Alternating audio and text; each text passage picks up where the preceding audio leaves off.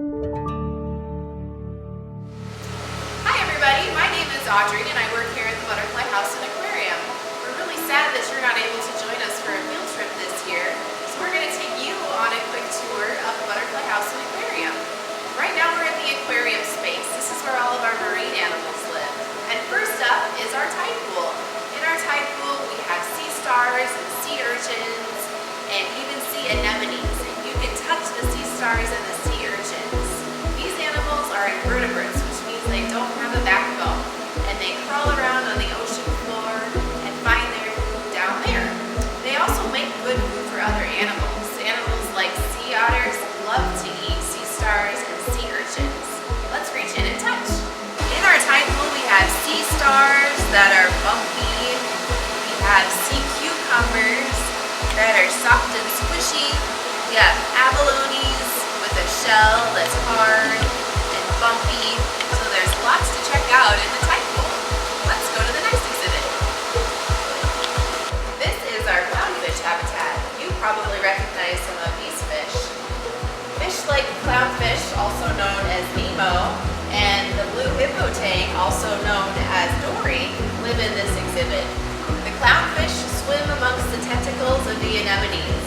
The clownfish help keep the anemone clean, and the anemone protects the clownfish from predators. These are our moon jellies. Moon jellies float around the ocean. They're mostly water. They don't even have a brain. As they float around, they're collecting little tiny pieces of food. Our moon jellies here are almost full grown. They get as big as a dinner plate. And if you look closely, you can see a horseshoe shape in the middle of their body. Those horseshoe shapes are their stomachs. A jellyfish can have anywhere from 3 up to 8 stomachs inside of them. And those horseshoe shapes are pink right now because they just ate. Jellyfish eat little tiny shrimp called brine shrimp. All those little pink things are the little brine shrimp that they collected for their food.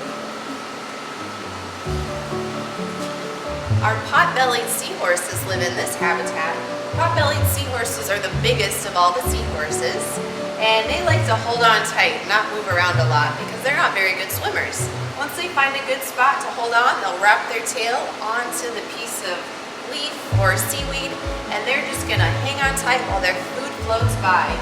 If you look really close, they slurp up their food as it floats by, just like you'd slurp up a piece of spaghetti. And an interesting fact about seahorses, the dad carries the babies. So when seahorses are born, they come from the dad. This is our stingray habitat, and you can touch the stingrays in this pool. We have 3 cow-nose rays and 1 southern stingray. The cow-nose rays love to swim up to the top and check out what's going on. They get their name because their nose looks like a cow's nose. Stingrays are very curious and they like to check people out. So when you visit us, they'll swim up to the surface and you can touch their wings as they swim by. In our Indo-Pacific coral reef exhibit, we have lots of brightly colored corals and brightly colored fish that blend in with it. A coral is actually an animal, and there are lots of little tiny animals living together. So all of those bright, colorful things that look like pretty sticks or plants, they're actually animals. All of the fish are different colors and bright colors to help blend in with those bright colored corals. These corals and fish would live in the Indo-Pacific, which is part of the world between Asia and Australia. If you look closely in this exhibit, you'll see lots of little things happening. Invertebrates, things like snails and urchins and starfish, crawl around and eat uneaten food, and they help keep the sand clean. This is our lionfish exhibit. Look closely, you can see the lionfish has fins that spread out like a lion's mane. That's how they get their name. Lionfish are venomous. On the end of each of their fins is a spine that releases venom, which is like a poison. This is our Caribbean coral reef exhibit. In this exhibit, all of these animals would live in the area around Florida. In Florida, the coral reefs are much more dull colored, like the prairie. So the corals are browns and neutral colors, and the fish are that color to be able to blend in. So just like in the rainforest, you have brightly colored corals, and that would be like the Indo-Pacific coral reef. And in the Caribbean, we have more dull colors, kind of like blend in with their neutral colors. In our soft coral habitat, we have lots of brightly colored corals, and the fish are brightly colored to blend in. That helps them hide from predators. If you look closely, you can also see little serpent stars and sea urchins. They're all in there doing their job, helping to keep the aquarium clean.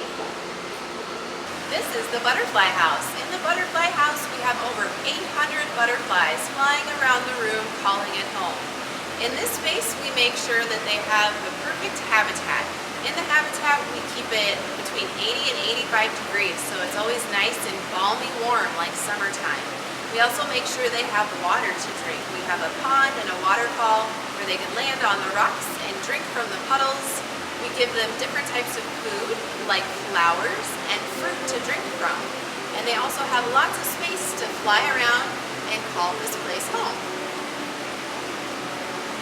This is an owl butterfly. The owl butterfly gets its name because of that spot on its wing. The spot looks like an owl eye, and it helps scare away predators. A bird might look at this, and birds aren't very smart, so they're gonna think that's an owl staring back at me and I really shouldn't eat it. If you look really close, our owl butterfly has eyes called compound eyes. They're great big. It helps them look all around them so that they might see a predator sneaking up from behind. You can also see the antenna. The antenna help them smell. Butterflies smell with their antenna, and then they land on their food, and they actually taste with their feet. So if a butterfly lands on you, it thinks you smell sweet, and then it might taste you and think you taste sweet.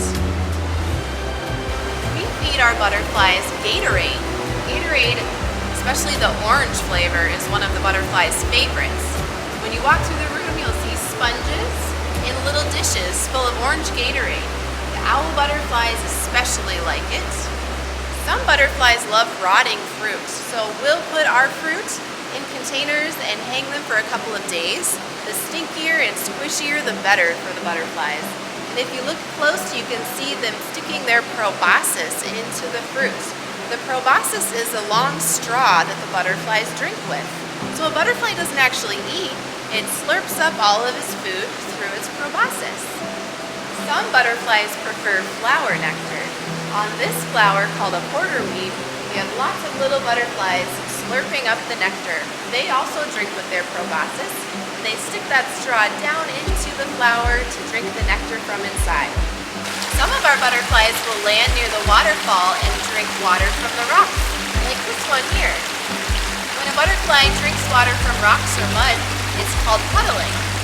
This is called the butterfly emergence window. In this window, we hang up all of the chrysalids and cocoons that we get. If you remember the butterfly life cycle, it starts as an egg, and a caterpillar hatches from the egg. The caterpillar turns into a chrysalis, and then a butterfly comes out of the chrysalis.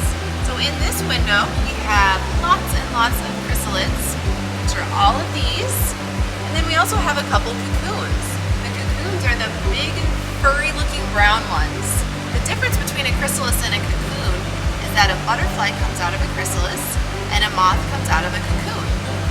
In our window, you can see lots of butterflies and one moth.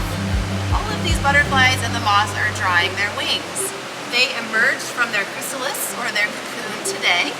They're slowly drying their wings, and once their wings are dry and they're strong and ready to fly, we'll bring them out here into the butterfly house. All of these butterflies emerged this morning. We collect them in a box like this, bring them out into the butterfly house, and they fly when they're ready. So right now, their wings are dry, but they're still getting used to the room. They're getting used to their new home. And as soon as they're hungry, they're gonna start flying around looking for flowers and fruit.